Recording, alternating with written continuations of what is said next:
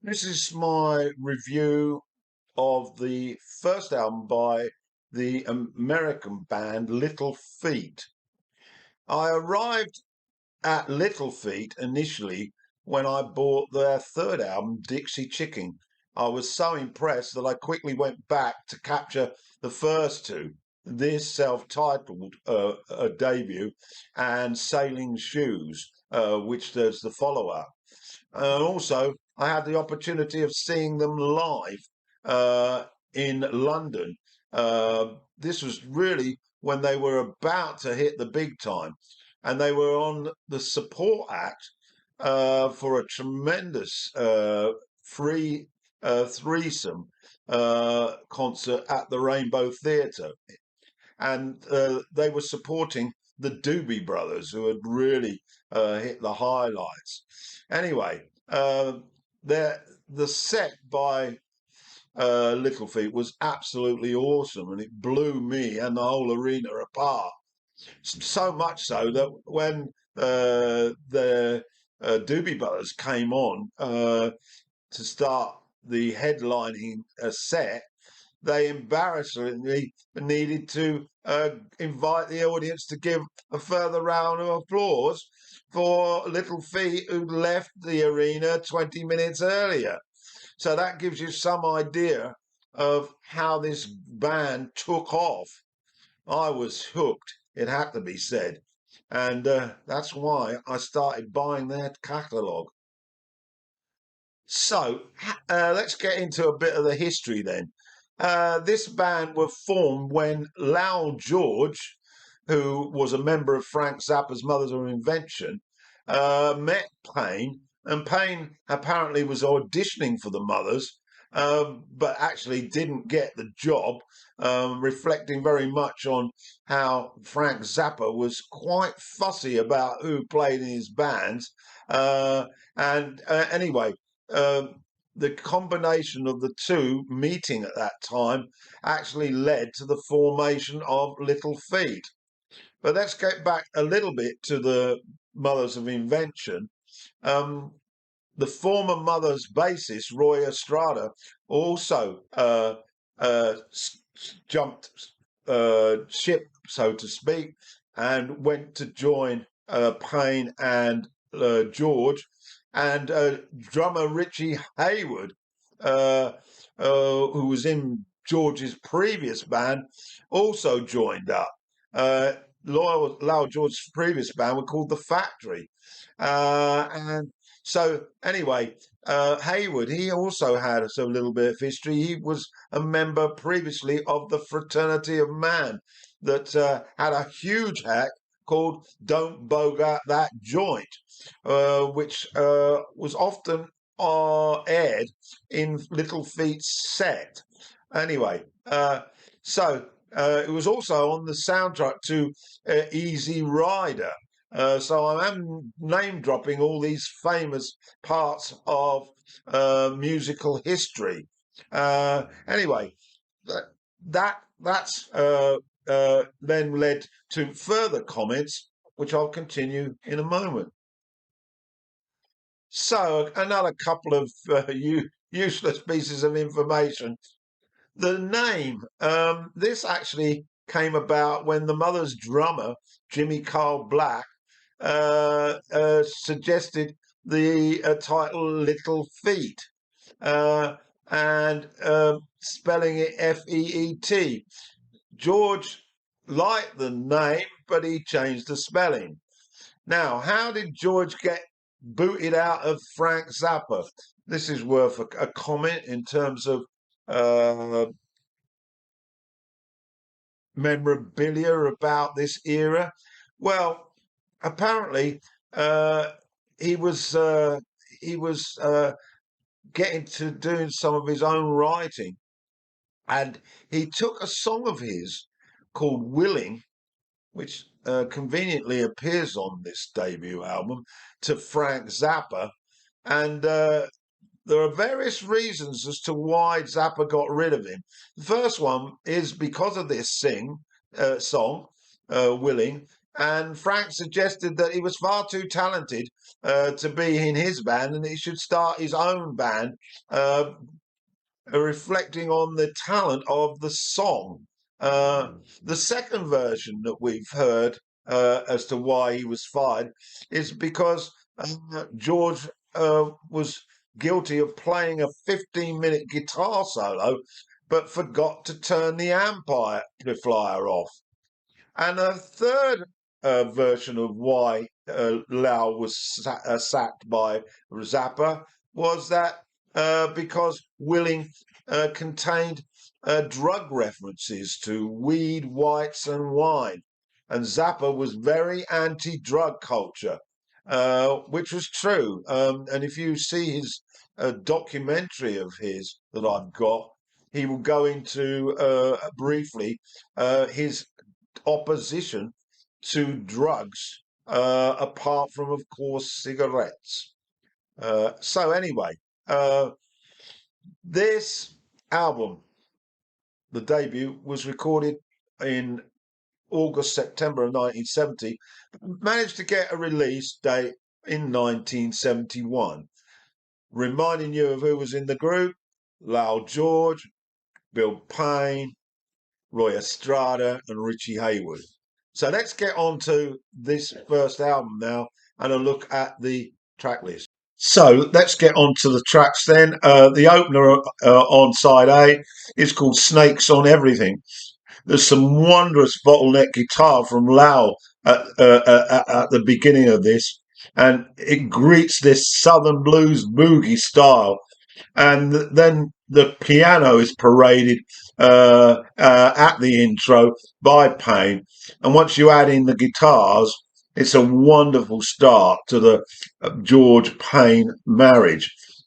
Lyrically, it's about a reality check that you can't make it on your own. Very solid philosophical words, it has to be said. Second track is called Strawberry Flats. It jauntily collides with the tight bass from Estrada, and Hayward's keeps the drums flowing, a bit like Keith Moon. And then there's a wicked guitar solo, hits your ears midway through, with Payne's rapturous piano. It's a travelogue song, really, very Americana. And one critic described it as a chaotic mix of blues tinged with boogie rock. Lyrically, we hear about Texas. Your look, your reputation goes before you, it says. Strawberry Flats was, in fact, a small town in Texas, for your knowledge. So to track 3 then, Truck Stop Girl. It's a classy country folk rock song, very earthy, and it was later covered by The Byrds, and I like that version as well. It cropped up on their 1970 album Untitled, which was a double album. One album was live and the other was from the studio. It was on the studio version. I personally prefer that version to this, although this is 5-star as well. Lead vocals with a lot of passion from Bill Payne here. He's the backbone to this song.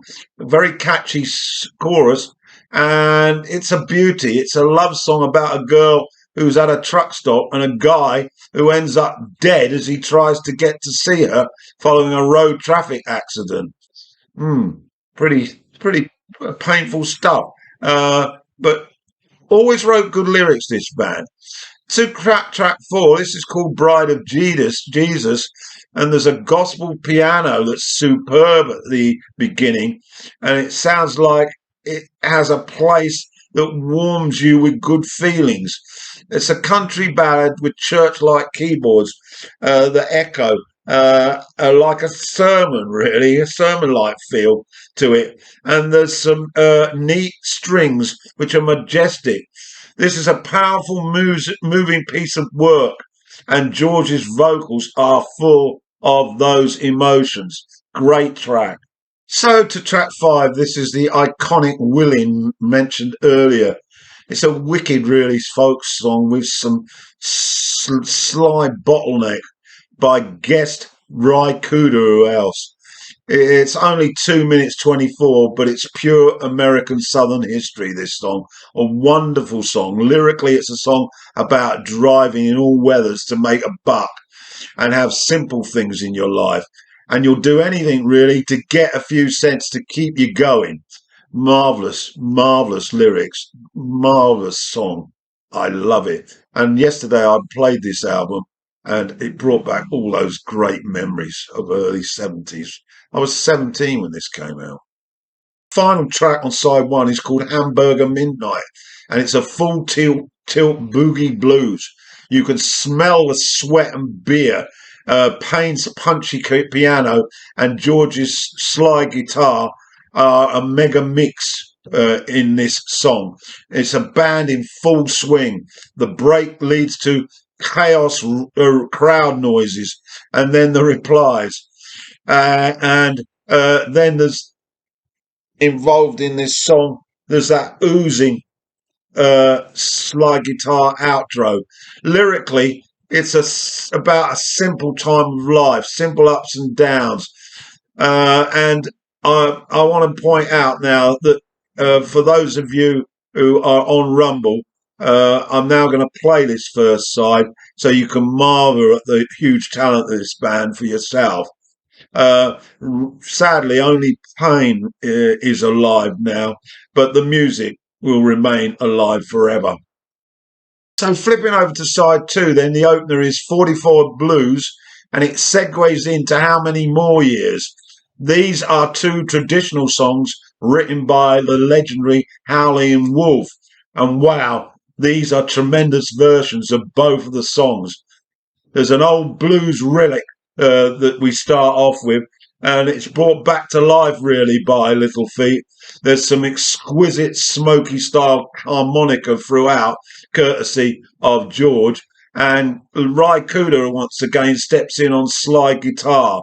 5 stars is this. And the vocals that George contributes sound very reminiscent of the owner of the song as well. And as they segue in to How Many More Years, Estrada and Haywood are totally in sync in the rhythm section. And again, mention that with harmonica. It's not quite Little Water, but it's getting near that. Loose, slunky rhythm, I would suggest. Absolute cracking opener to the second side. So next up is Cracking Your Door. There's a genteel sort of vocal and piano intro before it moves towards a boogie-filled bash. Payne highlighted on this track, and then there's a blistering solo towards the end by George. Lyrically, it's a tale about learning streetwise issues quickly, particularly with regard to the fairer sex. Needing to get out of town quickly as the girl's folks are not pleased with you hitting on their girl. Track 3 on side, well, it could be track 4, couldn't it? On side 2 is I've Been the One, a bluesy country ballad. Sneaky Pete adds his tasteful edge on pedal steel guitar to this one, and there's some nice additional piano. Russ Tilterman also crops up on this track, and he is a name that you'll see on many Little Feat albums throughout their career. Lyrically, this song is about knowing you were special, but the fears of commitment force you to not see it, and you need to show that you're tough. I'm not quite sure that's said very well. Basically, it's being hesitant, really, to commit yourself to a relationship, and you are more focused on getting that sort of male persona to the forefront, and you're in danger, really, of missing out on a golden opportunity. Fear, of course. Fear of giving up your freedom, or fear of being rejected. An ultimate track then, Taking My Time. This was also covered by Bonnie Raitt, on her album of the same name.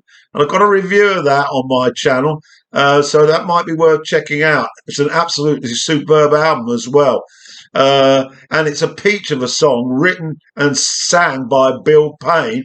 Nice restrained strings on this version.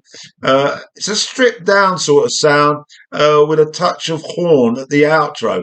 Lyrics again are about patience in a relationship and not to be rushed. Yeah, sound advice. And then we get to the last track. To that last track, then it's Crazy Captain Gunboat Willie. Great title, yeah?